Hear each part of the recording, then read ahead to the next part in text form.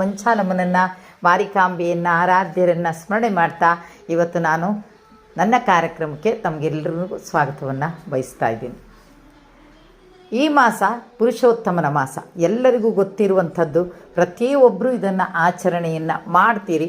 ಒಮ್ಮೆ ಆಚರಣೆಯನ್ನು ಮಾಡೋದಿಲ್ಲ, ನಾನು ಒಂದೇ ದಿನ ಮಾಡ್ತೆ ಅನ್ನೋರಿಗಾದರೆ ನಾನು ಮಾಡಿರುವಂಥದ್ದು, ನಾನು ಏನು ಮಾಡಿದ್ದೀನಿ ಅದನ್ನು ನಿಮಗೆ ನಾನು ತಿಳಿಸ್ಕೊಡ್ತಾ ಇದ್ದೀನಿ.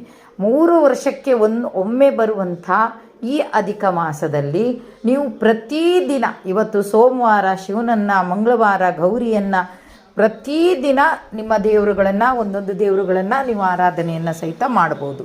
ಜೊತೆಗೆ ಇನ್ನೊಂದೇನೆಂದರೆ ಕುಲದೇವರನ್ನು ಆರಾಧನೆ ಮಾಡುವಂಥ ಒಂದು ವಿಶೇಷತೆ ಇಲ್ಲಿ. ಈ ಮಾಸದಲ್ಲಿ ಕುಲದೇವರನ್ನು ಆರಾಧನೆ ಮಾಡಬೇಕು.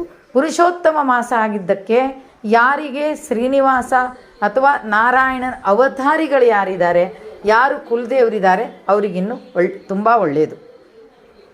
ಹಾಗೆ ಯಾರೇ ಕುಲದೇವರಾಗಲಿ, ನಿಮ್ಮದು ಹೆಣ್ಣು ದೇವರಾಗಿರ್ಬೋದು, ಗಂಡು ದೇವರಾಗಿರ್ಬೋದು, ಶ್ರೀನಿವಾಸ ಅಲ್ಲದೆ ಇನ್ಯಾರಾದರೂ ನಿಮಗೆ ಕುಲದೇವರಾಗಿದ್ದಿದ್ರೆ ಅವರಿಗೂ ಸಹಿತ ಆರಾಧನೆಯನ್ನು ಮಾಡುವಂಥ ದಿನ.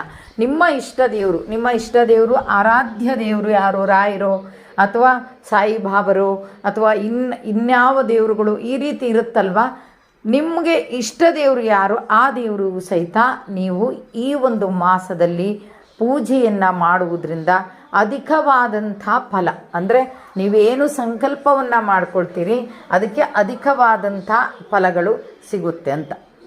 ಹಾಗಾದರೆ ನಾನೇನು ಮಾಡಿದ್ದೀನಿ ಅಂದರೆ, ನಾನು ಗುರುವಾರ ದಿವಸ ಮಾಡಿದ್ದೀನಿ, ಆಮೇಲೆ ಹುಣ್ಣಿಮೆ ದಿವಸ ಮಾಡಿದ್ದೀನಿ ಪೂಜೆನ. ತುಪ್ಪದಲ್ಲಿ ದೀಪವನ್ನು ಹಚ್ಚಬೇಕು ಅಂತ ಇದೆ, ತುಪ್ಪದಲ್ಲಿ ದೀಪವನ್ನು ಹಚ್ಚಬೇಕು ಅಂತ ಇದೆ. ಆದರೆ ಎಲ್ಲರಿಗೂ ತುಪ್ಪದಲ್ಲಿ ದೀಪ ಹಚ್ಚಲಿಕ್ಕೆ ಸಾಧ್ಯನಾ? ಒಂದು ತಿಂಗಳಲ್ಲಿ ಒಂದು ದಿನ ಆದರೆ ಹಚ್ಬೋದು, ತಿಂಗಳಲ್ಲಿ ಒಂದು ದಿನಾನೂ ಹಚ್ಬೋದು. ಇದು ಯಾಕೆ ಹೇಳ್ತಾ ಇದ್ದೀನಿ ಅಂದರೆ, ಮಾಸದ ಅಷ್ಟೂ ದಿನದಲ್ಲಿ ಜೂನ್ 15ರ ಒಳಗೆ ಯಾವುದಾದರೂ ಒಂದು ದಿನವಾದರೂ ನೀವು ಈ ಪೂಜೆಯನ್ನು ಮಾಡಿ. ಈ ಪೂಜೆಯನ್ನು ಮಾಡೋದ್ರಿಂದ ತುಂಬ ಒಳ್ಳೆಯದಾಗುತ್ತೆ. ಜೊತೆಗೆ ಏನು ಮಾಡಬೇಕು, ದೀಪವನ್ನು ಹಚ್ಚೋಕ್ಕಾಗಲ್ಲ ಅಂದವರು 33 ಹೂವಿನಿಂದ ಅರ್ಚನೆಯನ್ನು ಮಾಡಿ. ನಿಮ್ಮ ಕುಲದೇವರು, ನಿಮ್ಮ ಇಷ್ಟ ದೇವರು ಮಾಡಿ, ತೊಂದರೆ ಇಲ್ಲ. ಆಮೇಲೆ ಇಲ್ಲ 33 ಹೂವನ್ನು ಅರ್ಪಣೆ ಮಾಡ್ತೀನಿ, ಜೊತೆಗೆ 33 ದೀಪವನ್ನು ಹಚ್ಚುತ್ತೀನಿ ಅನ್ನೋರು ಸಹಿತ ಇದನ್ನು ಮಾಡಿ. ಇಲ್ಲಿ 33ಕ್ಕೆ ಮಾತ್ರ ತುಂಬ ಮಹತ್ವ ಇದೆ. ಹಾಗಾಗಿ 33 ಹೂವನ್ನು ಅರ್ಪಿಸಿ, 33 ಬಿಲ್ಪತ್ರೆಗಳನ್ನು ಅರ್ಪಿಸಿ, ಇಲ್ಲ 33 ದೀಪಗಳನ್ನು ಹಚ್ಚಿ ಆರಾಧನೆಯನ್ನು ಮಾಡಿ. ಸಂಕಲ್ಪವನ್ನು ಮಾಡಿ ನೀವು ನಿಮ್ಮ ವಿಘ್ನೇಶ್ವರನ್ನು ನೆನ್ಕೊಳ್ಳಿ, ನಿಮ್ಮ ಮನದೇವರನ್ನು ನೆನ್ಕೊಳ್ಳಿ, ನಿಮ್ಮ ಗ್ರಾಮ ದೇವರನ್ನು ನೆನ್ಕೊಳ್ಳಿ. ನಿಮ್ಮ ಸ್ಥಳದಲ್ಲಿ ಸ್ಥಳ ಸಾನ್ನಿಧ್ಯ ದೇವತೆ ಇದ್ದರೆ ನಾವೇನು ಮಾಡ್ತೀವಿ, ಗಣಪತಿಯನ್ನು ನೆನೆತೀವಿ, ಕುಲದೇವರನ್ನು ನೆನೆತೀವಿ, ಸುಮ್ಮನಿದ್ದು ಬಿಡ್ತೀವಿ ಅಲ್ವಾ. ಆದರೆ ಒಂದಿದೇನೆಂದರೆ, ನಿಮ್ಮ ಗ್ರಾಮ ದೇವತೆಯನ್ನು ಸಹಿತ ನೀವು ನೆನ್ಕೋಬೇಕು. ಜೊತೆಗೆ ಸ್ಥಳದಲ್ಲಿ ಯಾವ ದೇವತೆಗಳಿದ್ದಾರೆ ಆ ದೇವರನ್ನು ಸಹಿತ ನೆನೆದು, ನಾನು ಇದು ಅಧಿಕ ಮಾಸ, ಈ ಅಧಿಕ ಮಾಸದಲ್ಲಿ ನನ್ನ ಸಂಕಲ್ಪ ಈಡೇರಲಿ ಅಂತ ಹೇಳಿ ನನ್ನ ಕುಲದೇವರಿಗೂ, ನನ್ನ ಇಷ್ಟ ದೇವರಿಗೂ, ನನ್ನ ಗ್ರಾಮ ದೇವರಿಗೂ 33 ದೀಪಗಳನ್ನು ಹಚ್ಚುತ್ತೀನಿ ಅಂತ ಸಂಕಲ್ಪವನ್ನು ಮಾಡಿಕೊಳ್ಳಿ.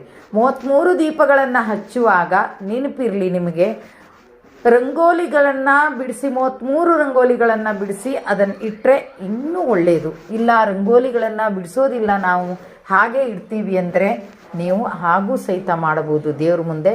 ಆದರೆ ಶಂಖ, ಚಕ್ರ, ಕಮಲದ ಹೂವು ಅಥವಾ ಇನ್ಯಾವುದಾದ್ರೂ ರಂಗೋಲಿಗಳನ್ನು ಹಾಕಿ ನೀವು ಅದರ ಮೇಲೆ ಇಟ್ಟರೆ ಇನ್ನೂ ಶುಭದಾಯಕ, ಅಧಿಕ ಲಾಭಗಳು ಸಿಗುತ್ತೆ. ಹಾಗಾದರೆ ಈ ಮಾಸದಲ್ಲಿ ತುಪ್ಪದಲ್ಲಿ ದೀಪವನ್ನು ಹಚ್ಚುವುದರಿಂದ ಅಧಿಕವಾದಂಥ ಫಲ ಅಂತಾರೆ. ನಿಜ ಇರಬಹುದು, ಆದರೆ ಎಲ್ಲರ ಹತ್ರನೂ ತುಪ್ಪದಲ್ಲಿ ದೀಪವನ್ನು ಹಚ್ಚಲಿಕ್ಕೆ ಆಗೋದಿಲ್ಲ ಅನ್ನುವರಿಗೆ ತೆಂಗಿನ ಎಣ್ಣೆಯಲ್ಲಿ, ಕಲ್ಪವೃಕ್ಷ ಕಾಮಧೇನು ಅದು, ತೆಂಗಿನ ಎಣ್ಣೆಯಲ್ಲಿ ದೀಪವನ್ನು ಹಚ್ಚಿ.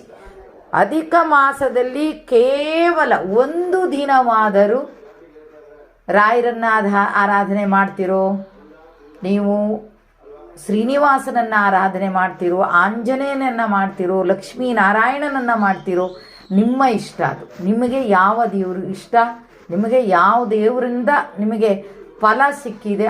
ಆ ಒಂದು ಆಧಾರದ ಮೇಲೆ ನೀವು ಈ ಅಧಿಕ ಮಾಸದಲ್ಲಿ ಒಂದು ದಿನವಾದರೂ ದಯವಿಟ್ಟು ಈ ಪೂಜೆಯನ್ನು ಮಾಡಿ.